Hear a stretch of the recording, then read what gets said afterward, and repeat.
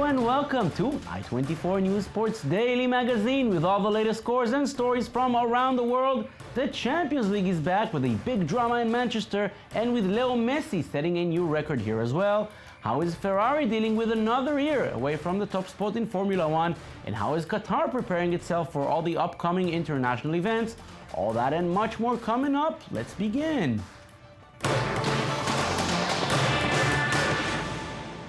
Champions League is our top story, and Manchester City knew that a loss at home to Bayern Munich will mean early elimination, and it was just about to happen. Even with 10 men, the Bavarians held a 2-1 lead, but once again, Sergio Aguero was the savior. He scored twice in the final 5 minutes to turn things around. Kun finished the game with a hat-trick, and the citizens are now tied in second place with Roma and CSKA Moscow. Manager Manuel Pellegrini knows how lucky he is to have someone like Aguero in the squad. Well, I always say before this night that Sergio is one of the best players of the world, one of the best strikers.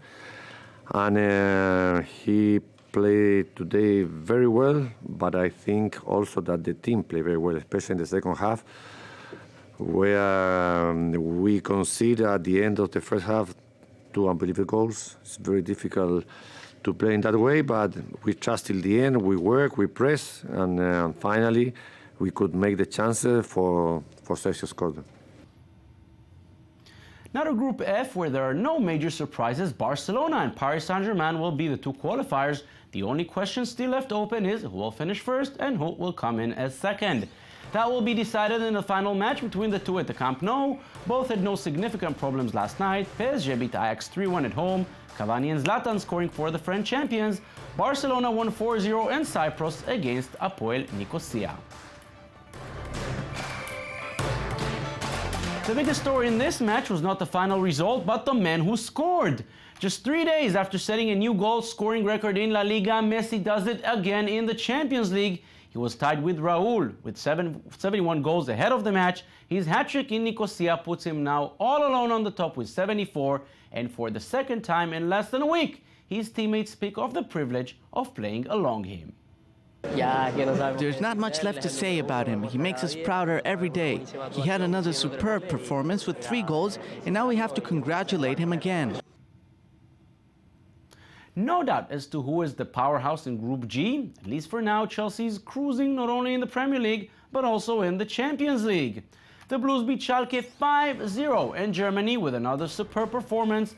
The Germans still have a chance of qualifying as they trail Sporting Lisbon by 2 points with 1 match left. Chelsea manager Jose Mourinho thinks, in his own unique way, that Schalke should not feel bad with the result. They just met an opponent that was much better. I think the best comfort they can have is that they lost against a very good team. A team that gave no chance. Since first minute, Chelsea was too strong. So when you lose against a team that does a perfect match, a perfect performance, you have to accept and move on. And tomorrow is another day, and in the weekend is another match. And accept that the opponent was better. It was not their fault, it was our fault. So move on, win the next match, and keep going. Now to Group H, where the two qualifiers were already decided ahead of yesterday's matches, and the only question still open got the answer last night.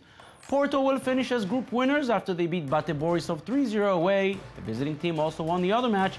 Athletic Bilbao got the 3 points in Ukraine, leaving Shakhtar behind 1-0.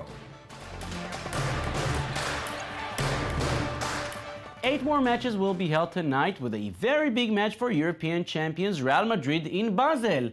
It's not about qualification or being at the top of the group. They already have that in their pocket.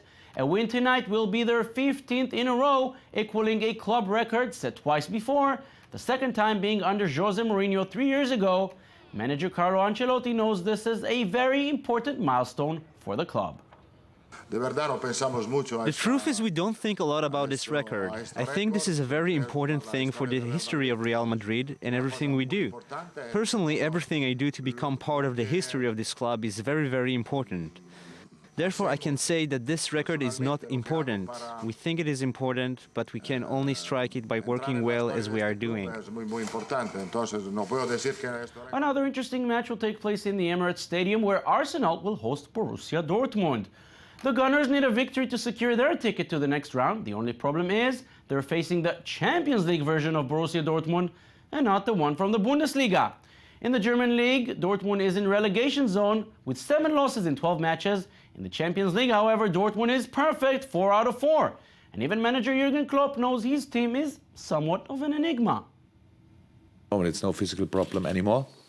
It's a problem of concentration. It's a problem of misunderstanding of the situation, and it's a problem, and we have to work further on to be better. But tonight I cannot change the Bundesliga situation, so it's a little bit like holiday for me tonight. Yeah, it's only Champions League. Yeah. In other matches tonight, Atletico Madrid will guarantee their place in the next stage if they beat Olympiacos at home. Also in this group, Malmo hosts Juventus. Liverpool will face Ludogorets in Group B. A win is crucial for both teams if they want to keep their hopes alive. In Group C action, Zenit St. Petersburg will face Sporting Lisbon, and Monaco travels to Leverkusen. And finally, in Group D, Anderlecht will host Galatasaray in Brussels. Still with football matters, and the criticism on Qatar is not stopping them from showcasing their preparations for the 2022 World Cup. The organizers showed their proposal for the renovation of the Khalifa Stadium. The stadium will go through a major makeover. Despite being a relatively new venue built only 22 years ago and the fact it went through renovations twice already, Qatari dignitaries now want to reshape the stadium. The new look will include a brand new roof, renovated VIP wings, and a larger capacity of 40,000 seats. Formula One now, and just 2 days after winning the Formula One title, Lewis Hamilton returned home. There were not many fans to welcome Hamilton at Heathrow Airport, but there was plenty of media, which provided for a somewhat chaotic homecoming. Cameramen were standing in the way of the Formula One champion and his girlfriend, pop star Nicole Scherzinger. Hamilton did keep his calm, but did not want to speak to the media on site. For Hamilton and his team Mercedes, 2014 was an exceptional season. For other teams like Ferrari, for example, it was a year leaving them with plenty to think about. The Italian Scuderia may be the most successful in history, but the last few years were anything but glorious, giving everybody the feeling that it's time for a major change. Lise Barnbaum and Daniel Roth look at what comes ahead for the team in red. These are not good days for Ferrari. The famous Italian maker finished only 4th in the team standing this year in Formula One, very far behind its rivals. British Lewis Hamilton finished the season as world champion in front of Nico Rosberg, both driving for Mercedes. I think this season was for sure one of the toughest seasons of all. Staying focused. There was so many ups and downs, as you said, and I think having the experiences from before, being able to handle and being able to always be in control, even though there was those lower moments, and how we pull back through as a team, I think really showed. When we always talk about strength in depth, I think that's what we mean, and that's what really showed. The Scuderia, as they are known, decided to sack his boss, Marco Mattiacci, to end all the failures. He is not the first one to pay the price of failure. 2 other pillars of the company left their job in recent months. Stefano Domenicali, team principal since 2008, and Luca Di Montezemolo, president of the brand for 23 years. Mattiacci had arrived with the mission of revitalizing the team, but the results have not kept up, with only 1 podium this season for Fernando Alonso in Hungary. It's Maurizio Arrivabene who will take his place, with many friends in high places, who met while working for tobacco company Philip Morris, a longtime partner of the Italian team. There is plenty of work ahead for him. The first thing is getting used to life without their leading driver, Fernando Alonso, who is leaving after 5 years. Yeah, I take the decision. Only time will tell if it's a good one or bad one. But what is for sure, that has been an amazing experience. So happy, so proud to have those 5 years with an amazing team, amazing brand like Ferrari, and I grew up as a driver, as a person, and only only good feelings and good work. There's a new management and also a new leading driver. After winning 4 consecutive titles with Red Bull, Sebastian Vettel is now the top driver. Will these changes give the prestigious Italian brand the change they so desperately need? Soon enough, we will find the answers. Moving to the NBA now, where the Wizards hosted the Hawks in D.C. The home team is one of the surprises of the season so far, second only to the Raptors in the Eastern Conference. Atlanta is also on a good streak, winning 5 out of 7 coming into this match. And after 3 close quarters, they took charge of this one as well. The visitors went on a 22-5 run, giving them a 14-point lead in the final period. Jeff Teague nails a jumper on the defender. The Hawks in control. The team from the capital did make a final run. Consecutive 3-point shots took it down to 4, but that's as close as they could get. The Hawks win 106-102. They now won 6 of their last 8. A tennis legend winning the only thing he was still missing, a Formula One driver on a league of his own, a football star breaking every possible record, or an adorable mascot preparing for the Olympics. These are our top stars of the week. Michael Friedman has their stories.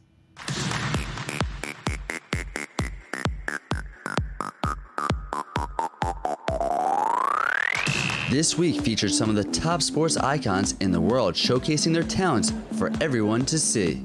So who's your favorite athlete? Roger Federer, Lewis Hamilton, Lionel Messi, or the newly unveiled mascot for the 2016 Olympic Games? It was an all but crucial match in the Davis Cup Finals as Roger Federer stepped onto the court against Richard Gasquet. The grinding battle between the Swiss and the French was a nail-biter, but one man was there to provide his country the necessary strength they needed. As Federer served match point, he won with a backhand before sinking to his knees in celebration. The legendary Swiss man has thus now won every major trophy there is in the sport of tennis. Federer has also given his country their first ever Davis Cup championship.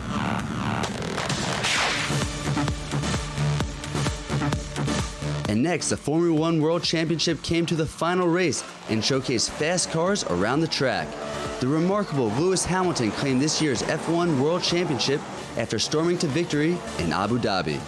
Although his teammate and childhood friend Nico Rosberg made it close, the 29-year-old driver captured his second title, which he hadn't won since 2008. The Mercedes driver has been called an absolute legend by even Prince Harry. After finishing the race, Hamilton celebrated the amazing finale with his family.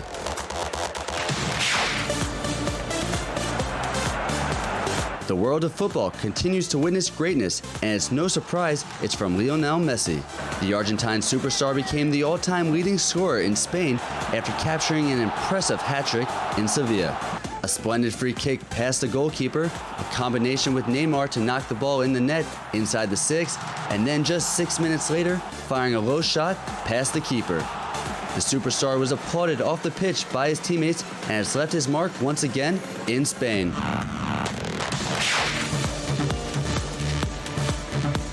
And finally, the 2016 Rio Olympics are getting ready, and the organizing committee revealed the Olympics and Paralympics mascots. The mascots of Rio 2016 are inspired by the Brazilian fauna and flora, and the Olympic character is a yellow animal said to represent all the different animals of Brazil. The Paralympic symbol is a blue one with a unique mixture of the Brazilian flora. The fun and cool mascots bring smiles to the world.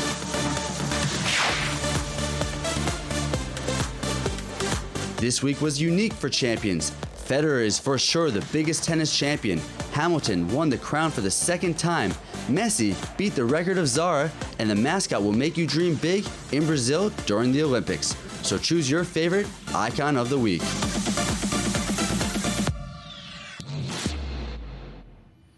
Chile is getting ready for the upcoming Copa America. 9 different stadiums throughout the country will host the tournament. All 9 venues are in different stages of rebuilding or renovation. These are aerial images of the Estadio Elias Figueroa in the port city of Valparaiso, which, after renovation, can seat 23,000 fans. The Copa America will take place in June and July. As always, Argentina and Brazil will draw most of the attention, but as we have seen in the last World Cup, there are other exciting teams, such as the host team Chile, Colombia, and holders Uruguay. And we will recap our top story Champions League action from last night. Sergio Kun Aguero left Manchester City alive with his hat-trick against Bayern Munich, and Leo Messi scored a hat-trick in Nicosia, which brings his tally to 74 goals in the Champions League, breaking Raul's record, this coming just 3 days after he broke the record in La Liga, where he now has 253 goals, more than anybody. We'll see what Cristiano Ronaldo does tonight. He has 70 goals in the Champions League. That's it for us today. Don't forget you can watch this and every other show on our website at i24news.tv. We're also on Facebook and on Twitter. We'll be here again tomorrow. Thank you for watching.